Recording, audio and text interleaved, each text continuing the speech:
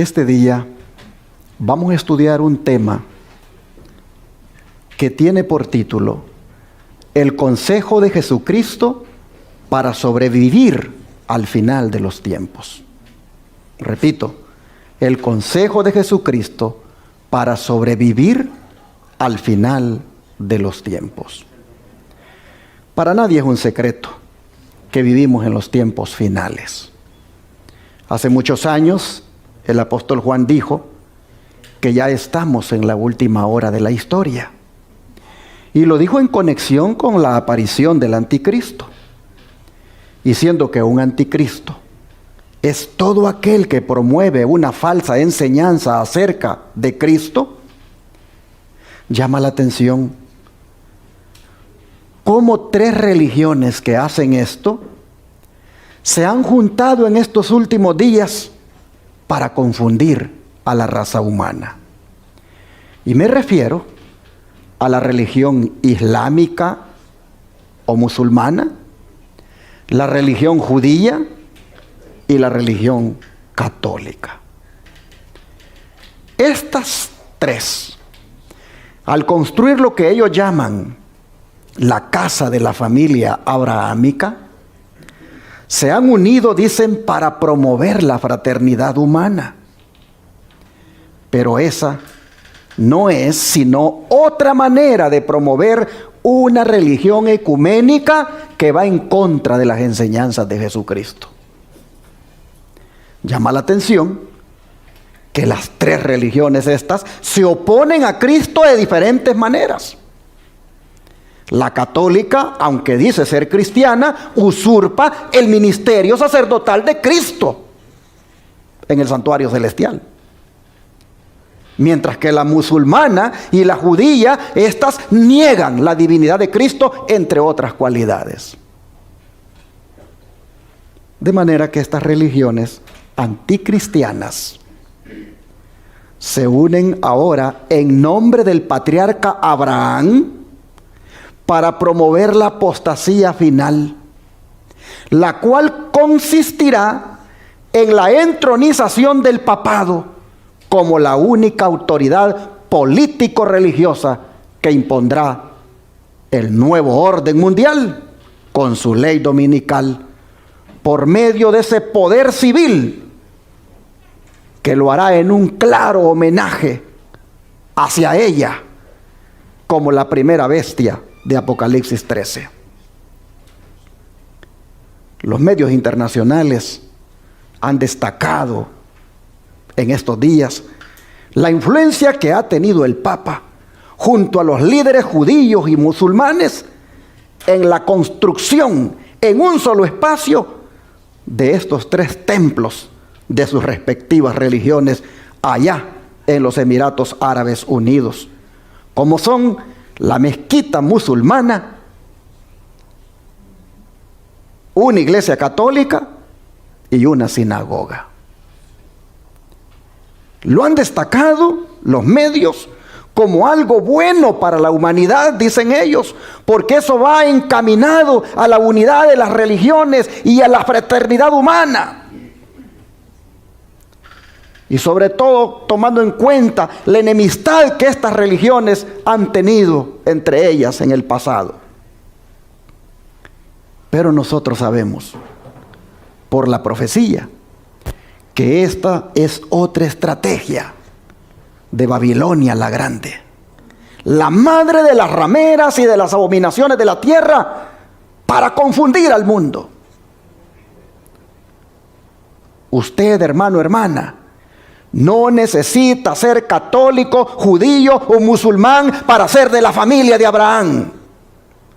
Usted lo que necesita es ser de Cristo. Pues las Escrituras dicen: si vosotros sois de Cristo, ciertamente linaje de Abraham sois.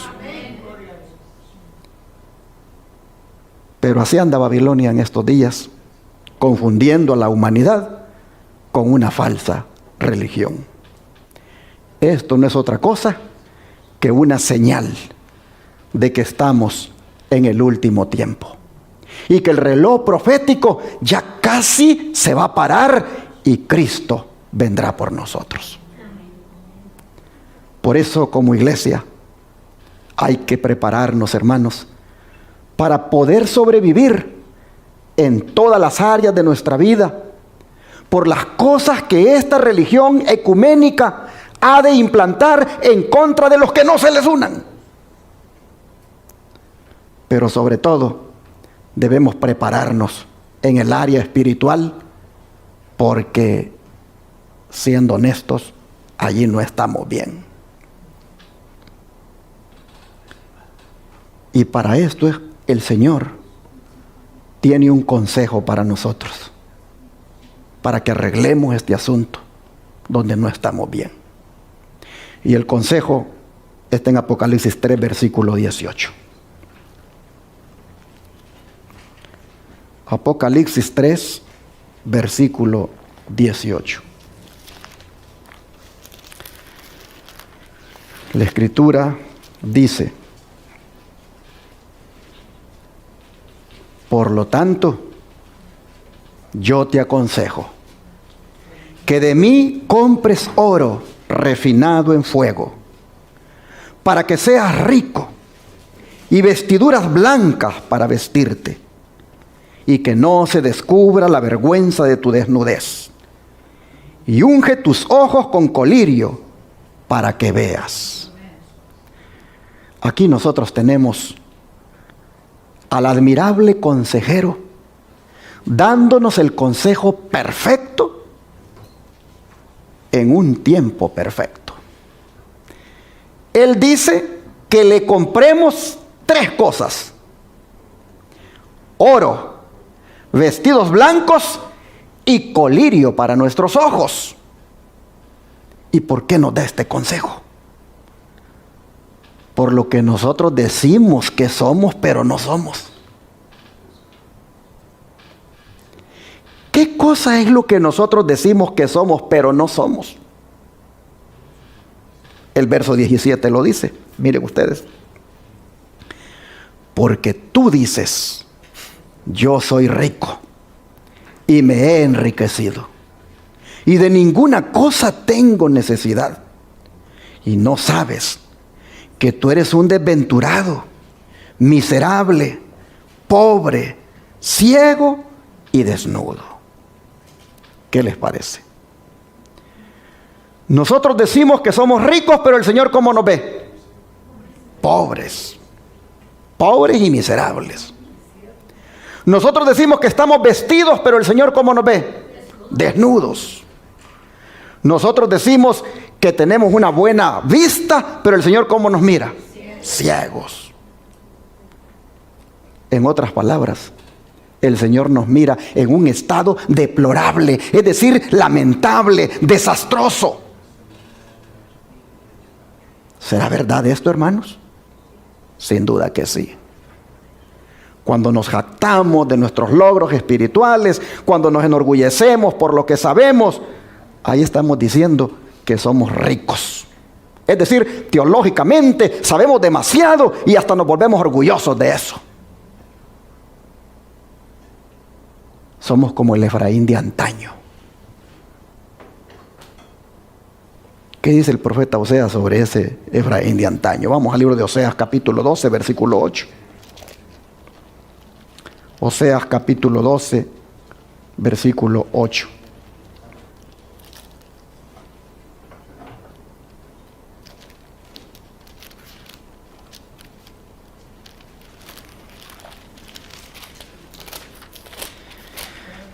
Oseas capítulo 12, versículo 8.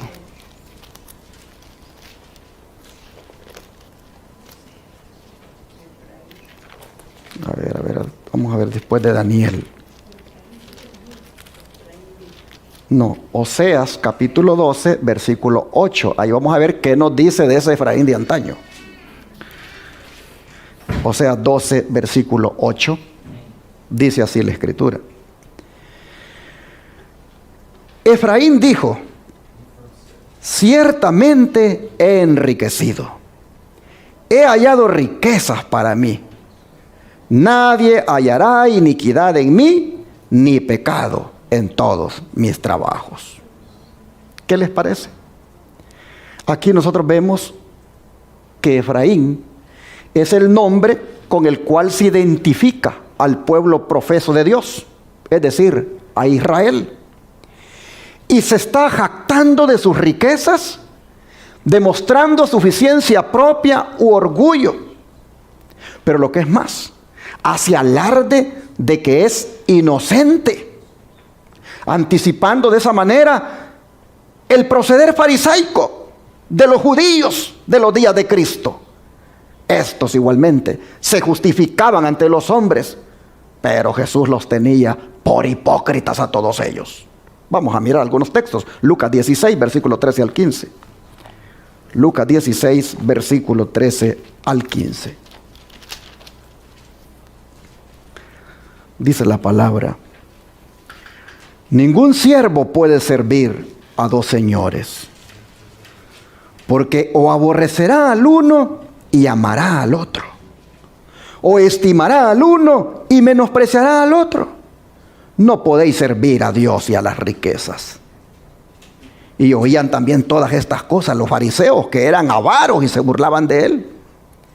Entonces les dijo: vosotros sois los que os justificáis a vosotros mismos delante de los hombres, mas Dios conoce vuestros corazones, porque lo que los hombres tienen por sublime delante de Dios es abominación. Interesante cómo el Señor describe el estado espiritual de los fariseos. Ellos se creían bendecidos por Dios y por eso se sentían autosuficientes, pero eso lo único que había hecho era convertirlos en hipócritas. Al punto que el Señor dice: Dios les conoce el corazón. Lo que para los demás es sublime de parte de ustedes, el Señor, eso de ustedes le es abominación. En otras palabras, hermanos, el Señor detesta las apariencias del hipócrita. Por eso, en varias ocasiones el Señor les reprendió por esa hipocresía a los fariseos. Vamos a ver unos textos aquí en Mateo 6, versículo 2 y versículo 5, y luego nos saltamos al 16. Mateo 6, versículo 2, dice así: cuando pues des limosna, no hagas tocar trompeta delante de ti, como hacen los hipócritas en las sinagogas. Vuelvo a leerlo. Cuando pues des limosna, no hagas tocar trompeta delante de ti, como hacen los hipócritas en las sinagogas y en las calles, para ser alabados por los hombres. De cierto digo que ya tienen su recompensa. Ahora vean el versículo 5. Y cuando ores, no seas como los hipócritas, porque ellos aman el orar en pie en las sinagogas y en las esquinas de las calles para ser vistos de los hombres. De cierto os digo que ya tienen su recompensa. Ahora el versículo 16. Cuando ayunéis, no seáis austeros como los hipócritas, porque ellos demudan sus rostros para mostrar a los hombres que ayunan. De cierto os digo que ya tienen su recompensa. Y ahora vamos al capítulo 23 de aquí de Mateo siempre. Y vean lo que dicen los versículos 25 al 28. Mateo 23. Mateo 23, versículos 25 al 28. Escuchen y lean si pueden también lo que dice. Mateo 23, versículo 25 al 28. Ay de vosotros, escribas y fariseos hipócritas, porque limpiáis lo de fuera del vaso y del plato, pero por dentro estáis llenos de robo y de injusticia. Fariseo ciego, limpia primero lo de dentro del vaso y del plato, para que también lo de afuera sea limpio. Ay de vosotros, escribas y fariseos hipócritas, porque sois semejantes a sepulcros blanqueados, que por fuera la verdad se muestran hermosos, mas por dentro están llenos de huesos de muertos y de toda inmundicia. Así también vosotros, Por fuera, a la verdad, os mostráis justos a los hombres, pero por dentro estáis llenos de hipocresía e iniquidad. Hermanos y hermanas, el problema de fondo estaba en el corazón del fariseo. Aparentaba que era piadoso, consagrado, pero solo para llamar la atención de los demás. Ayunaba para afligir el cuerpo a causa del pecado, pero sin experimentar el verdadero arrepentimiento. Y eso solamente era esquivar el verdadero problema.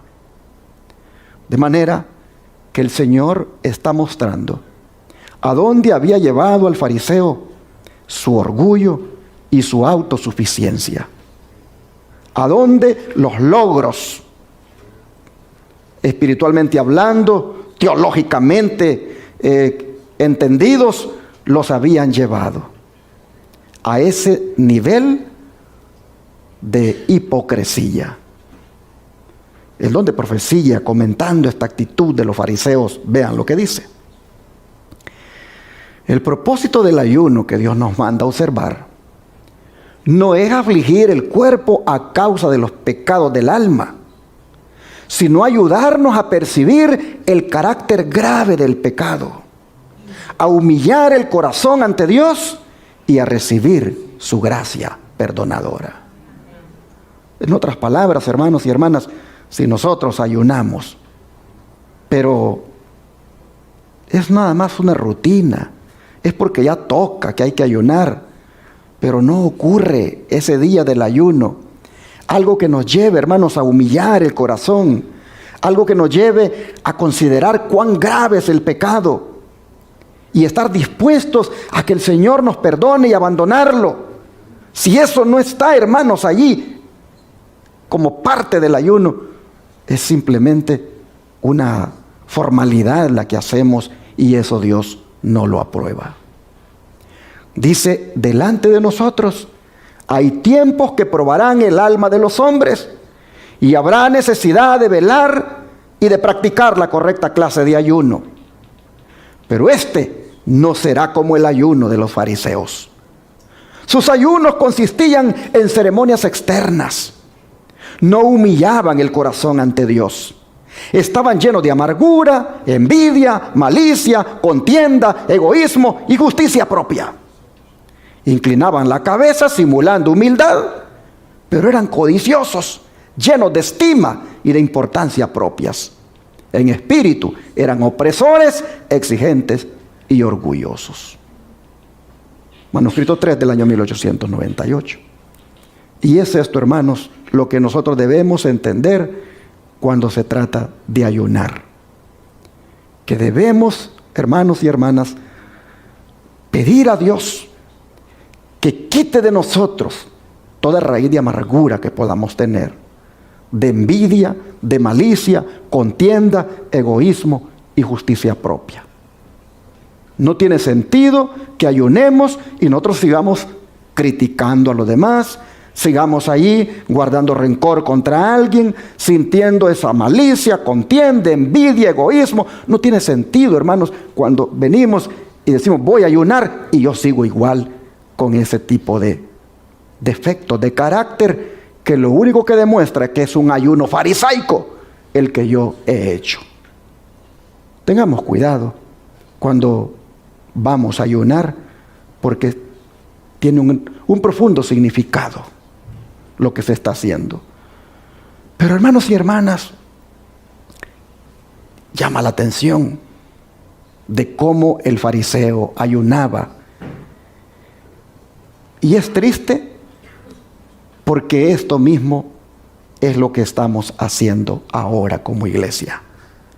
Lo que se dice de los fariseos, lo que se dice de el orgullo, de la vanagloria, de la jactancia, lo que se dice de ellos, tristemente, hermanos, está ocurriendo en muchos cristianos ahora. Pues Apocalipsis 3:17, hermanos y hermanas, esas palabras que hemos leído son para nuestro tiempo. Son para la iglesia de los últimos días. Es decir, la iglesia de la Odisea. Es a nosotros que se nos dice, porque tú dices yo soy, porque tú dices estoy, y porque tú dices no tengo necesidad. ¿Cómo se le llama eso, hermanos? Orgullo y jactancia. Oh, hermanos y hermanas, el comentario para esto es el siguiente. El que se cree sano y el que se considera razonablemente bueno y está satisfecho de su condición, no procura participar de la gracia y justicia de Cristo. El orgullo no siente necesidad y cierra la puerta del corazón para recibir a Cristo y las bendiciones infinitas que Él vino a dar. Jesús no encuentra albergue en el corazón de tal persona. Los que en su propia opinión son ricos y honrados no piden con fe la bendición de Dios ni la reciben. Pónganle atención a eso. Que Jesús no encuentra albergue en el corazón orgulloso de una persona. Si yo preguntara aquí, ¿quién aquí no es orgulloso? Levanten la mano los que no son orgullosos. Mis hermanos, el orgullo es el pecado más terrible que puede haber. ¿Y cuánto esposo orgulloso hay que no se habla con la esposa por un buen tiempo por puro orgullo? ¿Cuánta esposa hay que no se habla con el esposo por puro orgullo? Oh, mis hermanos. ¿Cuánto hermano a veces también andan ahí enojados y ni la cena del Señor quieren recibir por orgullosos que no quieren humillarse? Oh, hermanos, miren ustedes, dice que Jesús no encuentra albergue en el corazón de ese hombre, de esa mujer orgulloso. Por eso el Señor da este consejo a esos que dicen que son ricos y que no tienen necesidad de nada. A esos que son jactanciosos y orgullosos por lo que creen que han logrado espiritualmente. El Señor les dice, no. Así no es como funciona el cristianismo. Busquen la humildad. Humíllense ante el Señor y humíllense el uno al otro. Mire lo que sigue diciendo el don de profecía. Los que hoy profesan religiosidad en todas las iglesias, aman al mundo y se conforman con él. Gustan de las comodidades terrenales y aspiran a los honores. Están llamados a sufrir con Cristo, pero retroceden ante el simple oprobio. Apostasía, apostasía, apostasía es lo que está grabado en el frontal mismo de cada iglesia. Y si lo supieran o sintieran, habría esperanza. Pero hay de lo que se oye decir: rico soy y estoy lleno de bienes y nada me falta. ¿Cómo, dice el Señor, los puedo ayudar así, en esa posición de orgullosos, de jactanciosos y de no querer reconocer que están mal? Hermanos y hermanas, ¿cómo esta sierva del Señor, Elena White, en estas citas inspiradas, ella habla verdades que acompañan a lo que Cristo ha dicho? Tú dices que eres rico, pero yo te veo como pobre. Eres un desventurado. Indudablemente, hermanos y hermanas, que con las acciones y no tanto con las palabras es como uno dice que es rico y que se ha enriquecido. Con las acciones. No hay nada que ofenda tanto a Dios o que sea tan peligroso para el alma humana como el orgullo y la suficiencia propia. De todos los pecados, el más desesperado es el más también incurable: el orgullo. Yo pregunto, ¿padece de esto la iglesia? ¿Padece de esto, la iglesia de los últimos tiempos? Sin duda que sí. Pero esto lo único que hace es convertirnos en miserables pecadores, es decir, desdichados, de lástima, dignos de ella. Y hermanos, es algo que tal vez no agrade escuchar, pero es la verdad. Yo les pregunto a ustedes, ¿a cuántos de verdad les gusta que les digan la verdad? Miren, hermanos, en estos últimos tiempos hay un grupo de cristianos que solo tiene comezón para oír dos cosas: o para oír temas de lo que está pasando y de lo que viene, o para oír temas de puro amor. Pero temas donde les digan la verdad, mire lo que hacen: mejor cambian de canal. Cambiemos de canal. Cuando ya se están metiendo con mi vida, con mis defectos de carácter, con mi orgullo, con lo que yo soy y que lo estoy haciendo mal, cambiemos de canal. Pasémonos a oír a que me está diciendo lo que está pasando ahorita y lo que ya va a venir. Quiero oír. Oigamos a que solo me habla del amor de Dios. Quiero oír. Pero que me dice la verdad, cambiémosle de canal porque no me gusta. Pero no se dan cuenta que que les está diciendo la verdad, se las está diciendo con la palabra de Dios. Y que es para que cambien. Es para que sean nuevas personas. Es para que de verdad sean cristianos genuinos y no engañados. Oh, hermanos y hermanas, tú dice aquí en la pantalla: yo soy rico y estoy enriquecido y no tengo necesidad de ninguna cosa. Y no sabes, dice el Señor. Eso es lo peor. Eso es lo peor, que no sabes, dice, que tú eres un desventurado, miserable, pobre, ciego y desnudo.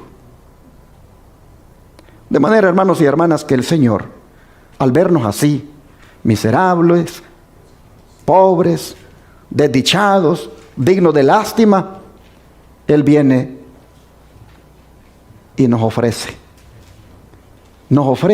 una solución. El Señor es tan bueno, hermanos, que Él, al vernos en esa condición, se presenta a nosotros como la única esperanza. Él se presenta a nosotros para ayudarnos y nos dice: ¿qué cosa? ¿Compren qué cosa? Oro. ¿Quieren ser ricos de verdad? Hagan la mejor inversión de su vida comprando, me dice el Señor, ¿qué cosa? Oro. Oro, para que salgan de esa pobreza espiritual. ¿Y qué clase de oro nos aconseja el Señor que compremos? Vamos otra vez, Apocalipsis 3:18. Apocalipsis 3:18. Vamos a ver qué clase de oro el Señor dice que le compremos.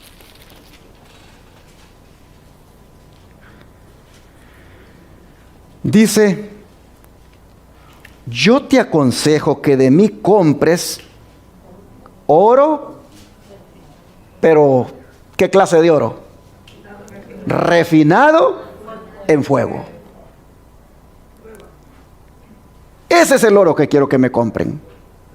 Y ese oro que me compren, ese los va a hacer ricos de verdad. Ese les va a quitar la pobreza espiritual en la que han caído. Oro refinado en fuego. ¿Por qué oro refinado en fuego? Porque el oro refinado en fuego tiene una característica, y es que es puro y resplandeciente. Es limpio de otros minerales o impurezas que pueda tener. Pero este oro que el Señor nos dice que le compremos, es, hermanos, símbolo ¿de qué cosa? De la fe. Mire lo que dice el don de profecía. El oro probado en el fuego, que se recomienda aquí, es ¿qué cosa? La fe y el amor.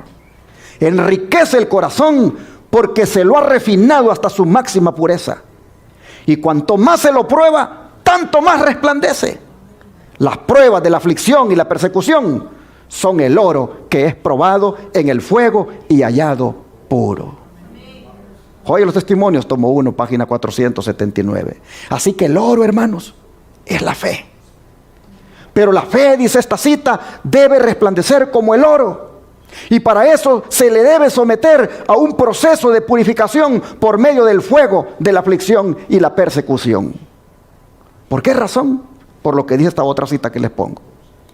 Nuestro Padre Celestial ve el corazón de los hombres y conoce su carácter mejor que ellos mismos. Él prueba a estas personas y en su sabia providencia las coloca en diferentes puestos y circunstancias para que revelen lo que está en su corazón y los puntos débiles de su carácter que ellas mismas desconocen. Les da oportunidad de corregir estas debilidades, de pulir las toscas aristas de su naturaleza y de prepararse para su servicio, a fin de que cuando Él las llame a obrar, estén listas y los ángeles del cielo puedan unir sus labores con el esfuerzo humano en la obra que debe ser hecha en la tierra. Así que, hermanos y hermanas, si el Señor ha dejado que pases por alguna prueba, o si el Señor permite que pases más adelante por alguna prueba, si el Señor no impide el sufrimiento, hermano, hermana, debe ser porque Él está puliendo tu carácter. Debe ser porque Él te pule para la gran obra que te espera más adelante, como es la de dar a conocer el fuerte pregón del mensaje del tercer ángel. Vea cómo sigue diciendo esta cita. A los hombres a quienes Dios destina para ocupar puestos de responsabilidad, Él les revela en su misericordia sus defectos ocultos, a fin de que puedan mirar su interior y examinar con ojo crítico las complicadas emociones y manifestaciones de su propio corazón, y notar lo que es malo para que puedan modificar su disposición y refinar sus modales. En su providencia, el Señor pone a los hombres donde Él pueda probar sus facultades morales y revelar sus motivos, a fin de que puedan mejorar lo que es bueno en ellos y apartar lo malo. Dios quiere que sus siervos se familiaricen con el mecanismo moral de su propio corazón. A fin de lograrlo, permite con frecuencia que el fuego de la aflicción los asalte para que se purifiquen. Joya de los Testimonios, tomo 1, página 475. Oh, mis hermanos, cuando no nos pasa nada, nosotros no vemos ningún defecto de carácter. Todo está bien con nosotros. Necesitamos que nos pase algo. Necesitamos pasar por alguna prueba. Necesitamos pasar por alguna aflicción para verdaderamente mirar nuestros defectos de carácter. Allí uno dice, en esto le estoy fallando al Señor. Como les conté la vez pasada, en una escuela sabática. Este servidor tenía como $600 ahí, de diezmos retenidos, que yo no los entregaba, porque yo decía de que no los iba a entregar, yo los iba a entregar más adelante. Ni me los agarraba, pero no los entregaba. Y ahí estaban los $600. Y les conté a ustedes, aquí por las cámaras salió, cómo durante el tiempo que estuvieron los $600 retenidos, nos vino en la casa, como familia, una situación económica difícil. Y yo miraba que el dinero que entraba, así como entraba, hermano, se desaparecía. De manera que necesitábamos que mi esposa fuera a trabajar. Y comenzamos a orar para que Dios le diera trabajo a ella. Y yo no entendía por qué oraba, porque le diera trabajo y no salía el trabajo. Así la pasamos 6 meses. Hasta que un día, arrodillado, le hablé al Señor como así, como quien le habla a un amigo. Y le dije, ¿qué está pasando? Le dije, yo hablo de ti, predico de ti, yo creo en ti, y yo aquí oro, he orado por muchas personas, y las peticiones que he hecho por otras personas hasta las has contestado, y a mí no me contestas. Y allá arrodillado el Señor me hizo ver, ahí tienes algo que no te pertenece, entrégalo, devuélvelo. Hermano, fue fuerte lo que sentí. Y yo dije, obedientemente, hagamos un sobre de diezmo, metamos este dinero y lo entregamos. Ese sábado que entregué el diezmo, a la puesta del sol, le dijo una hermana a mi esposa: hermana, le dice, en tal lugar están entrevistando para trabajo. ¿Le gustaría a usted ir mañana a una entrevista? Sí, dice mi esposa. Ese día le entrevistaron y ese mismo día quedó contratada. Y trabajó en ese lugar por 5 años. Y se acabó toda la situación económica difícil que estábamos pasando, porque vimos en la prueba el defecto que teníamos. A veces, hermanos, el Señor le permite a uno que vaya por caminos que uno no quiere ir, pero el Señor quiere ahí mostrarte algo. El Señor quiere que veas allí dónde está tu defecto. Así que, hermanos y hermanas, no reneguemos cuando somos probados. Más bien, en la prueba examinemos a ver qué está pasando con nosotros. El Señor sin duda nos está puliendo porque nos quiere preparar para algo mejor. Y así como estamos, no estamos listos para esa misión. Así que el Señor, hermanos, cuando permite que lleguen las pruebas a nuestra vida, es para purificarnos. Amén, hermanos. Mire lo que es el libro Malaquías. Malaquías capítulo 3, versículo 2 y 3. Malaquías capítulo 3, versículo 2 y 3.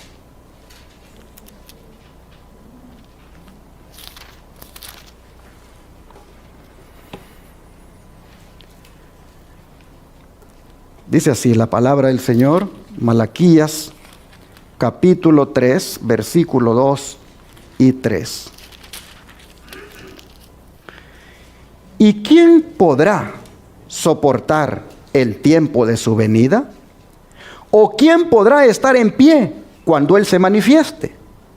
Porque Él es como fuego purificador y como jabón de lavadores. Y se sentará para afinar y limpiar la plata, porque limpiará a los hijos de Leví, los afinará como a oro y como a plata, y traerán a Jehová ofrenda en justicia. Los hijos de Leví. Se menciona aquí especialmente a los sacerdotes, como los meros responsables de conducir al pueblo en justicia mediante su ejemplo y enseñanza. Los afinará, dice la Escritura. Es decir, el castigo de los hijos de Leví tenía no solamente el propósito de limpiarles su alma, librándoles del mal, sino también de promover en ellos la santidad, haciéndolos idóneos para que pudieran ofrecer a Jehová ofrenda en justicia. Y eso mismo, hermanos, es lo que Dios está haciendo con nosotros hoy, tocante a nuestro carácter.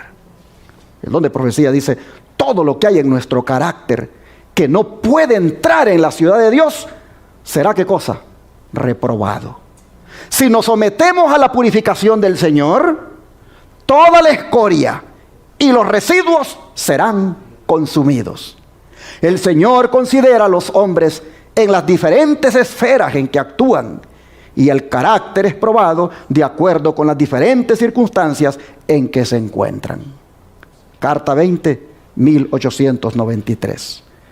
Llama la atención, hermanos y hermanas, que toda la escoria, dice, de nuestro carácter y los residuos tienen que ser consumidos, porque no podemos entrar en la ciudad de Dios con ese carácter lleno de orgullo, lleno de envidia, lleno de egoísmo, lleno de rencor, lleno de ira. Oh, hermanos, no se puede. El Señor entonces nos pasa por el fuego de la prueba para que allí nos purifiquemos de esas cosas. Sigue siendo el don de profecía.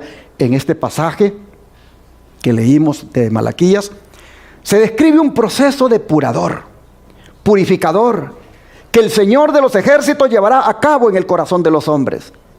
El proceso es sumamente angustioso para el alma, pero solo por ese medio puede eliminarse la escoria. Es necesario que soportemos pruebas, pues mediante ellas se nos acerca a nuestro Padre Celestial para que obedezcamos su voluntad y podamos darle una ofrenda en justicia. El Maestro sabe en dónde necesitamos ser purificados para su reino celestial. No quiere dejarnos en el horno hasta que hayamos sido consumidos del todo. No. Como un refinador, dice, y purificador de plata, contempla a sus hijos y observa el proceso de purificación hasta que perciba su imagen reflejada en nosotros.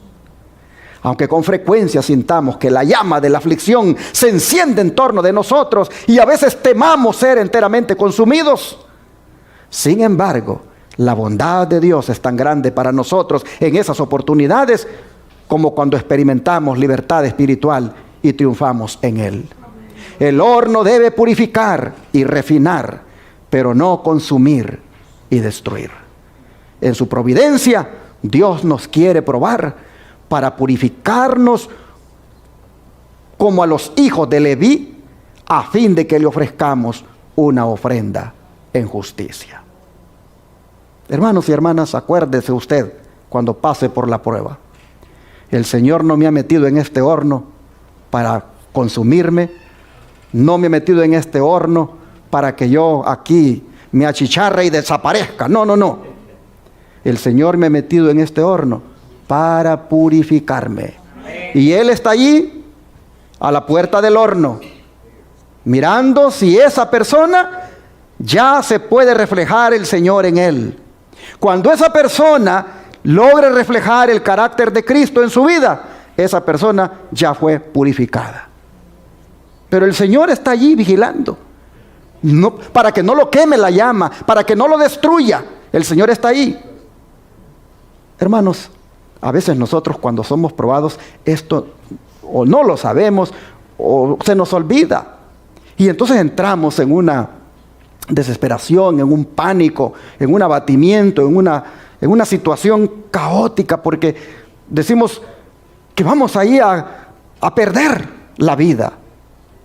Pero solo se va a perder la vida si el Señor lo permite. Si no, hermanos, el Señor nos va a sacar en victoria.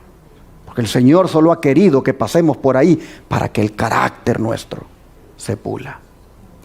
Y todo esto está a tono con lo que dice el apóstol Pedro. Pues vean lo que dice la primera carta del apóstol Pedro, primera de Pedro 1, versículos 6 y 7. Primera de Pedro, capítulo 1, versículos 6 y 7. Dice así la palabra del Señor: en lo cual vosotros os alegráis, aunque ahora por un poco de tiempo, si es necesario, tengáis que ser afligidos en diversas pruebas. Para que sometida a prueba, ¿qué cosa, hermanos? Vuestra fe, mucho más preciosa que el oro, el cual, aunque perecedero, se prueba con fuego, sea hallada en alabanza, gloria y honra cuando sea manifestado Jesucristo. Noten ustedes, Pedro hace ver que las pruebas a que nos vemos sometidos en la vida son de gran provecho, puesto que aquilatan, purifican y aún muestran si es o no genuina nuestra fe. Es interesante que las pruebas abrillantan la fe, como el oro se prueba y es aquilatado en el crisol. Pero el oro, dice Pedro, ese metal precioso es perecedero. En cambio la fe, dice él, tiene mucho más valor que el oro. Pues en relación, hermanos, con el reino celestial, con la herencia celestial, es que la fe es dada. Pero ¿qué les parece si leemos a Pablo? Para ver el ánimo que él nos da en su propia experiencia. Vamos a 2 de Corintios 4, versículos 17 y 18. 2 de Corintios 4, versículos 17 y 18.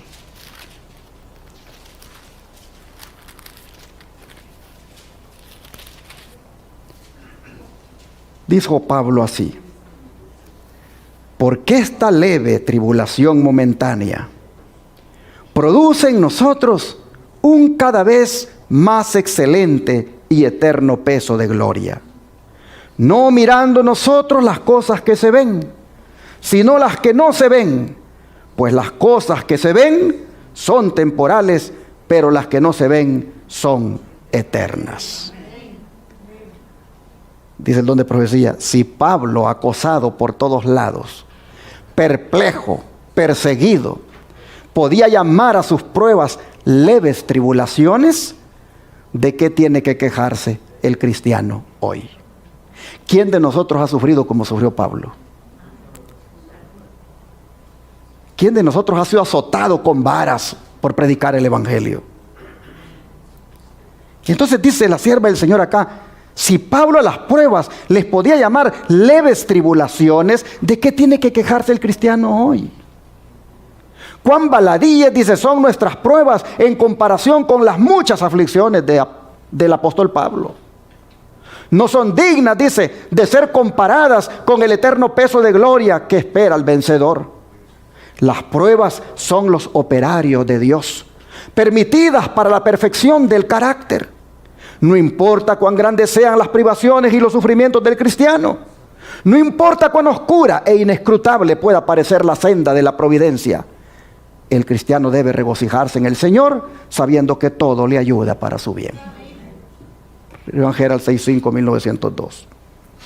Así que, hermanos y hermanas, con lo dicho hasta aquí, si las pruebas son buenas para que revelen nuestro carácter, sería bueno preguntarnos qué es lo que va a revelar el sufrimiento por el cual estamos pasando en estos momentos, o el sufrimiento que pasemos más adelante. ¿Qué es lo que va a revelar esa prueba acerca de nuestro carácter? ¿Sobre qué material estamos hechos? La prueba eso es lo que hace.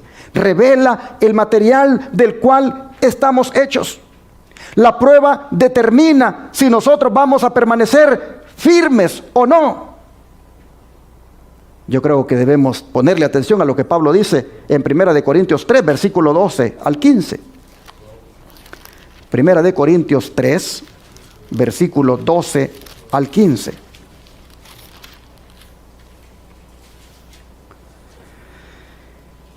Y si sobre este fundamento alguno edificare oro, plata, piedras preciosas, madera, heno, hojarasca, la obra de cada uno será manifiesta, porque el día la va a declarar, pues por el fuego será revelada, y la obra de cada uno, cual sea el fuego, la probará. Si permaneciere la obra de alguno que sobreedificó, recibirá recompensa. Si la obra de alguno se quemare, él sufrirá pérdida, si bien él mismo será salvo, aunque así como por fuego. Interesante lo que Pablo dice, hermanos.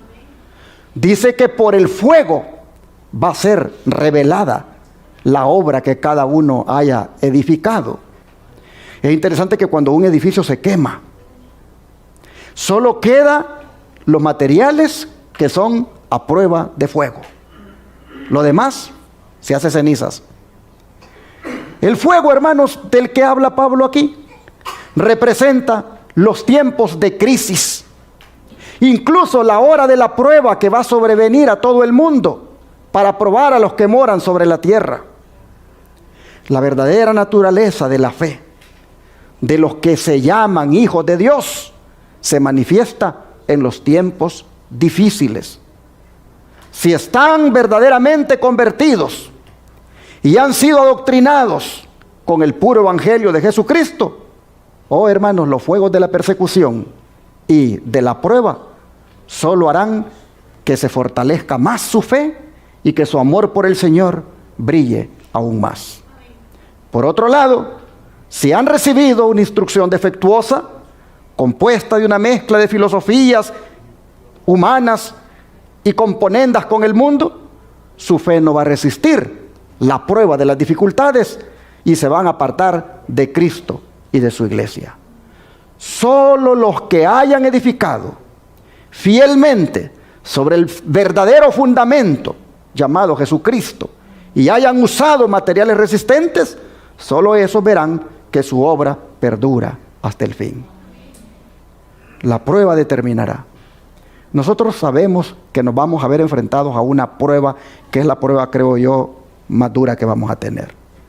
Y es la ley dominical. Cuando tengamos que decidir si para comprar o vender debemos estar sellados o marcados. Esa decisión, hermanos, tenemos que tenerla bien arraigada desde ya en el corazón.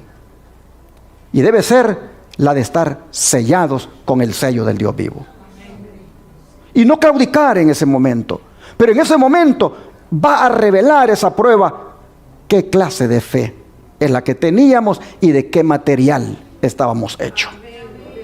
Hermanos y hermanas, este es el tiempo donde debemos comprarle a Jesús su oro, el oro de la fe, el oro refinado en el fuego, la fe purificada por las pruebas. Este es el tiempo de comprárselo al Señor, porque nos espera una prueba más dura por delante.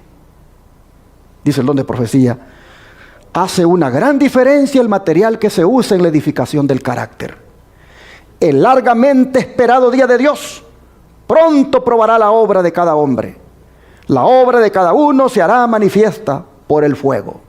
Así como el fuego revela la diferencia entre el oro, la plata, las piedras preciosas y la madera, el heno y la hojarasca, así también el día del juicio pondrá a prueba los caracteres, mostrando la diferencia entre los caracteres formados a la semejanza de Cristo y los que son formados a la semejanza del corazón egoísta. Todo egoísmo, toda falsa religión aparecerán entonces tal como son. El material inservible será consumido, pero nunca perderá su valor el oro de la fe verdadera, sencilla y humilde. Nunca podrá ser consumido porque es, ¿qué cosa? Imperecedero. Se verá que una hora de transgresión es una gran pérdida, mientras que se contemplará que el temor de Jehová es el principio de la sabiduría. El placer de la complacencia propia perecerá como hojarasca, en tanto que permanecerá para siempre el oro de un principio firme, mantenido a cualquier costo. Review and Herald, 11-12-1900. De manera, hermanos y hermanas, que es pertinente a esta altura de nuestro tema escuchar al apóstol Santiago cuando nos dice lo siguiente. Santiago 1, versículo 2 al 4. Santiago 1, versículo 2 al 4.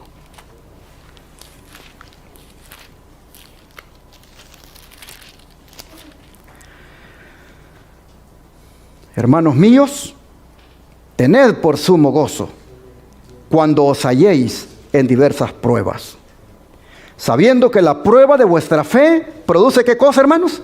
Paciencia. Mas tenga la paciencia su obra completa, para que seáis perfectos y cabales, sin que os falte cosa alguna. ¿Qué les parece? El apóstol nos dice que cuando vengan las pruebas, que más bien dice tengamos por sumo gozo el que estemos pasando por ellas, porque esa prueba va a producir en nosotros una cualidad de carácter que es indispensable para enfrentar las pruebas más difíciles que vendrán, como es esta de la perseverancia. Dice paciencia aquí, pero no es una actitud pasiva, sino una persistencia, la que vamos nosotros a obtener cuando pasemos por la prueba que estemos pasando. Hermanos, dejemos que la prueba haga su obra completa, para que quedemos, dice, perfectos y cabales, es decir, conforme al carácter del Señor. El don de profecía dice: el hecho de que somos llamados a soportar pruebas demuestra que el Señor Jesús ve en nosotros algo precioso que quiere desarrollar. Si no viera en nosotros nada con qué glorificar su nombre, Él no perdería tiempo en refinarnos.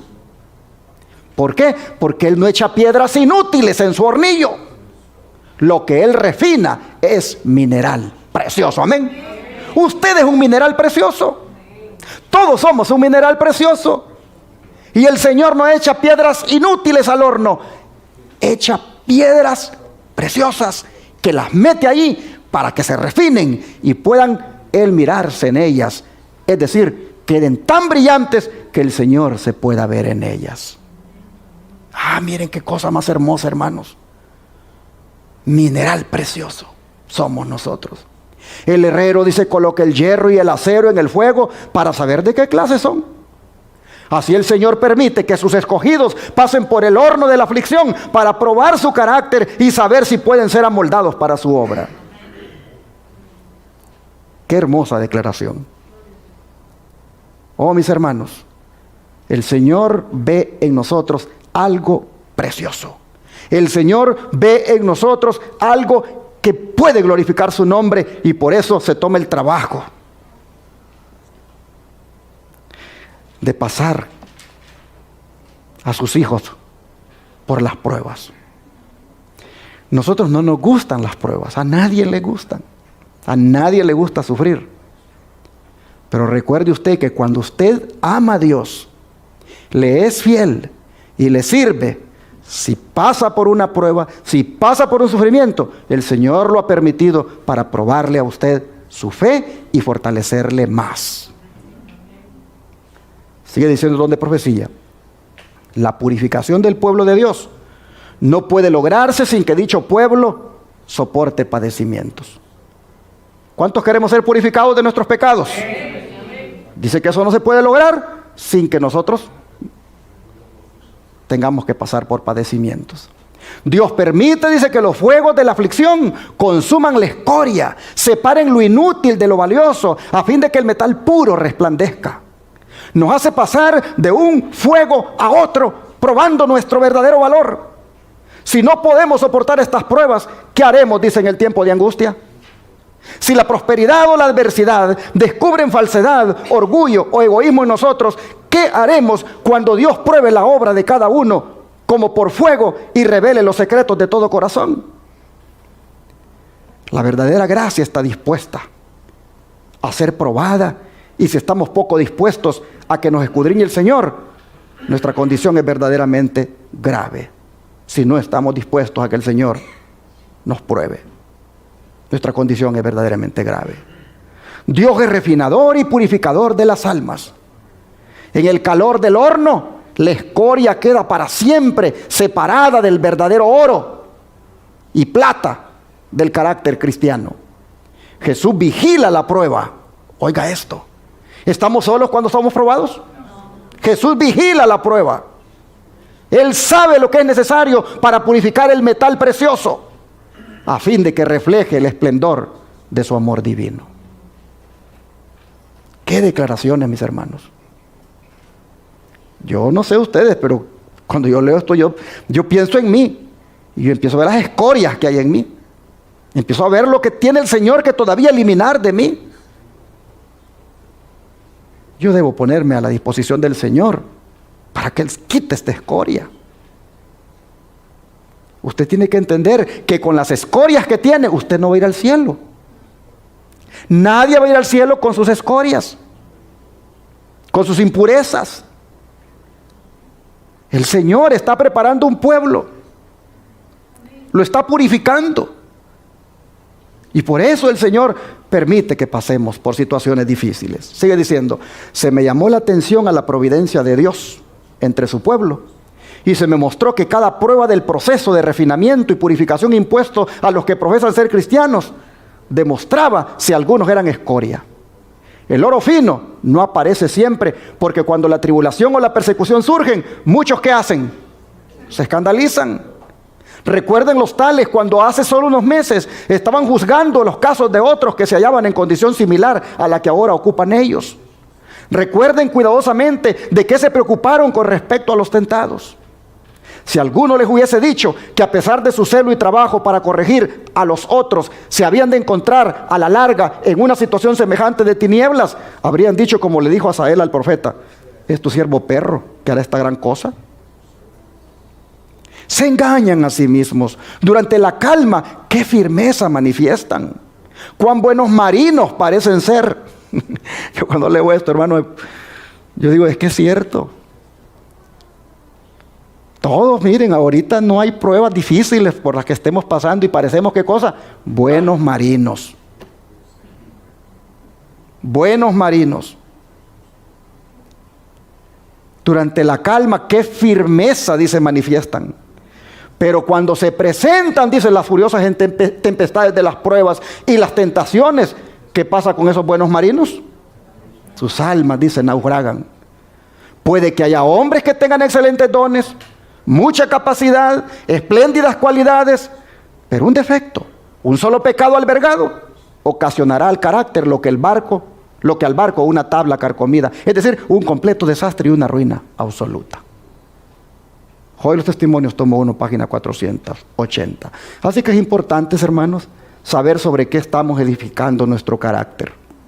Es importante. 1 Corintios 3, versículos 10 y 11.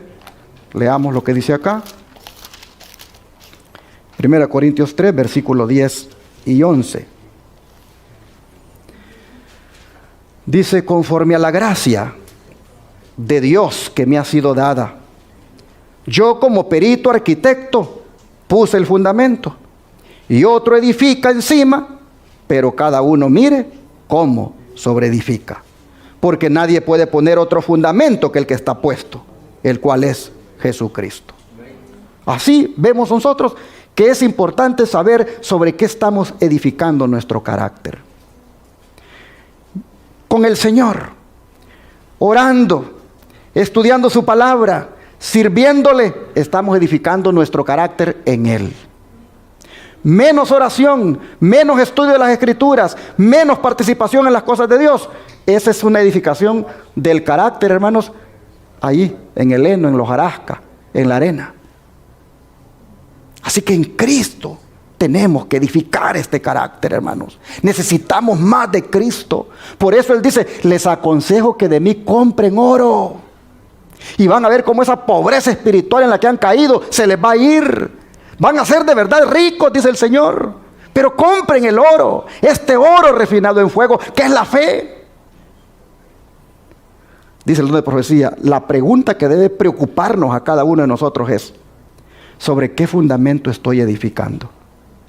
Es de la mayor importancia que cavemos hondo, eliminemos todos los escombros y edifiquemos sobre la roca sólida, Cristo Jesús. Él es el fundamento seguro. Solamente en Él se halla nuestra salvación. No hay otro nombre bajo el cielo dado a los hombres en que podamos ser salvos. Y una vez, hermanos, una vez asentado firmemente el fundamento, ahora necesitamos sabiduría para saber cómo edificar. Como Moisés. Moisés, cuando estaba por erigir el santuario en el desierto, ¿qué se le recomendó a Moisés? Vamos a leerlo mejor. Libro de Hebreos 8, versículo 5. Hebreos 8, versículo 5.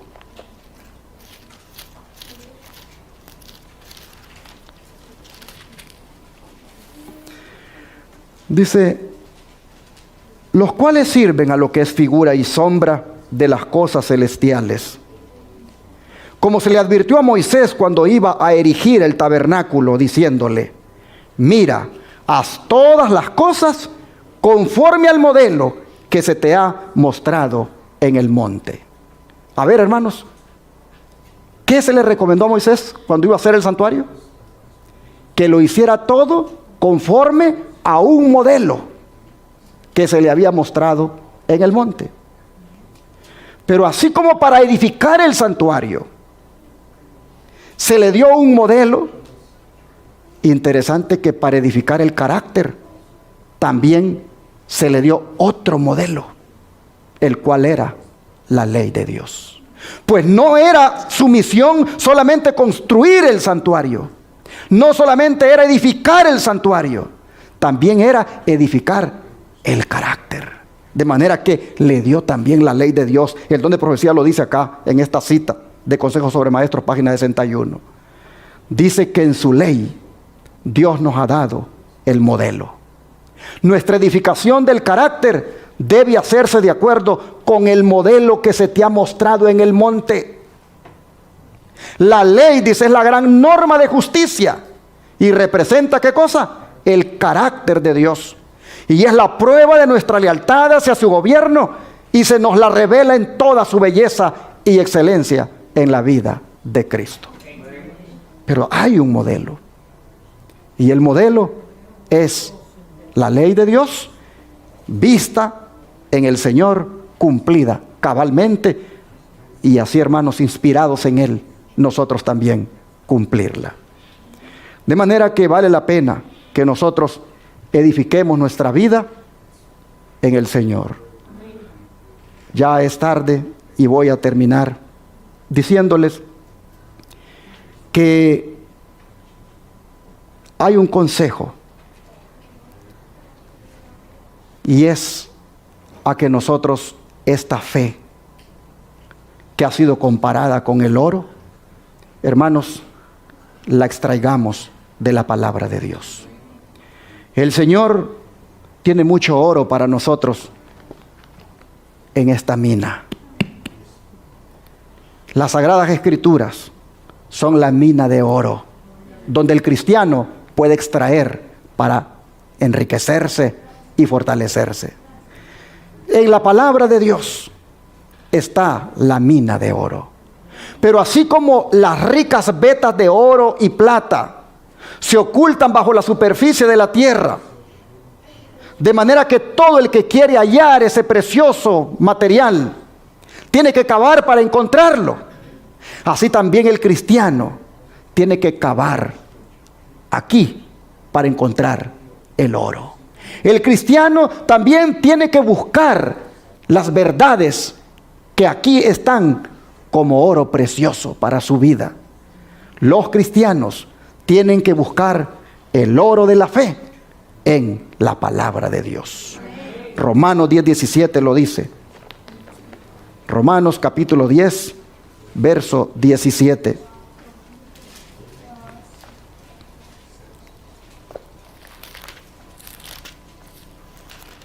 Dice así la palabra del Señor, Romanos 10:17.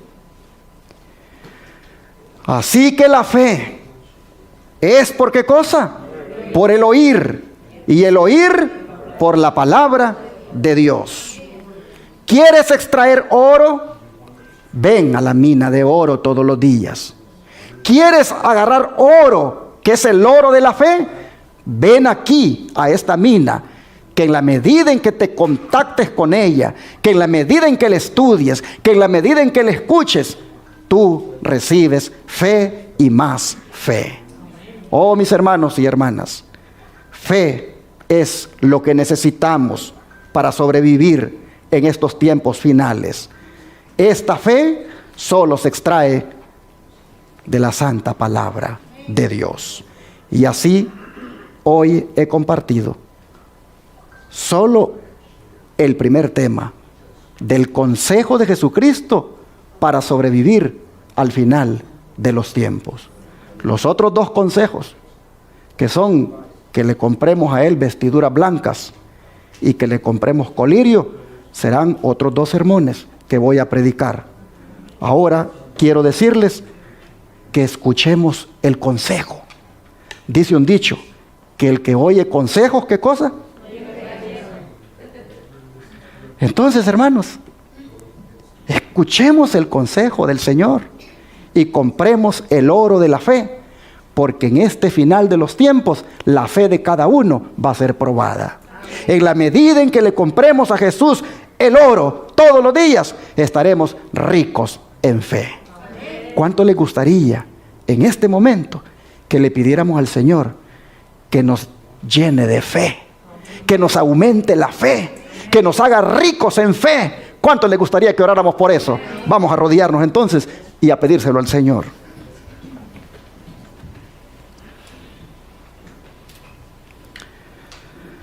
Padre Celestial, este día tú nos has dado el consejo que necesitamos para sobrevivir en los tiempos finales, como es el de comprarte a ti el oro de la fe. Esa fe que se requiere de que sea purificada y refinada por las pruebas. Señor, te pedimos que nos ayudes para tener esa fe. Que nos des, Señor, esa fe. Que nos des como regalo esa fe y que nosotros también tengamos interés en que nos la des cuando venimos para estudiar tu palabra. Ayúdanos, Señor, a tener la fe de Jesús, la fe que Él tuvo aquí en la tierra, esa fe que le ayudó a soportar, esa fe que en las pruebas lo ayudó a mantenerse firme, esa fe que en la prueba reveló que era una fe pura, una fe que reflejaba el carácter del Padre. Señor, te pedimos que esa fe, por favor, nos des a cada uno de nosotros.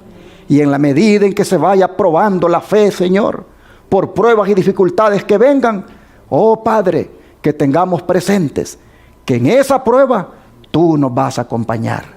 Tú estarás con nosotros. Así que este día, Señor, te decimos como los discípulos, aumentanos la fe. Te lo pedimos en el nombre de Jesús. Amén.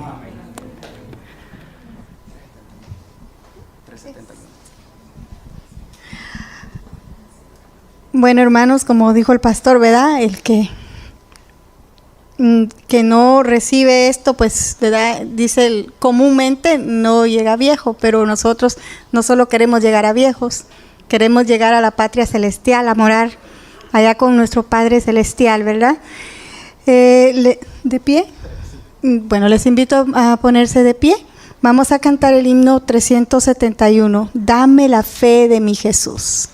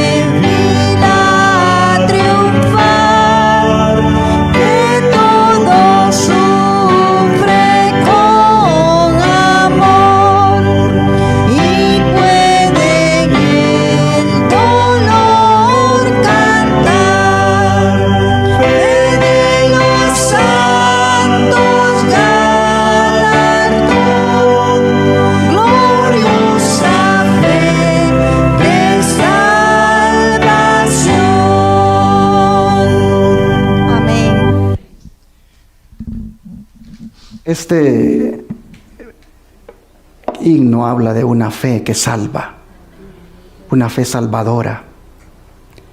Y esta fe, hermanos, es la fe de Jesús. Nosotros necesitamos asegurarnos, andar en fe, perseverar en la fe. Necesitamos crecer en fe. Necesitamos para todo lo que hagamos, hermanos, ser guiados por la fe. Esto es algo importante, tan importante que hasta Jesús preguntó: ¿y cuando el Hijo del Hombre venga, hallará fe en la tierra? La fe. El Señor este día, a manera de consejo, dice: cómprenmela, cómprenmela, sean ricos en fe. Creo que si meditamos en el mensaje, procuraremos cada día afirmarnos en la fe. Vamos a orar para agradecer al Señor por su palabra. Oh Padre, estamos viviendo, Señor, en tiempos donde muchos incluso han perdido la fe, han abandonado la fe. Muchos, Señor, viven por vista, es decir, ya no ponen la mirada en las cosas de arriba. Y no tienen más, Señor, interés en seguir perseverando. Y eso está poniendo en riesgo su salvación. Pero en esta mañana tú nos has dicho a nosotros que como iglesia del tiempo del fin, que está pasando por angustias y que todavía las pasará, la fe es algo que incluso hay que comprarla, en el sentido de que hay que buscarla, que hay que hacer un esfuerzo, que hay que estar deseando tenerla. Señor, hoy nosotros nos encomendamos en tus manos y te pedimos para que nunca dejemos la fe en ti. Nunca, Señor, abandonemos la fe. Ayúdanos a perseverar en ella, sobre todo en la fe que salva. Padre, gracias por tu palabra, en el nombre de Jesús. Amén.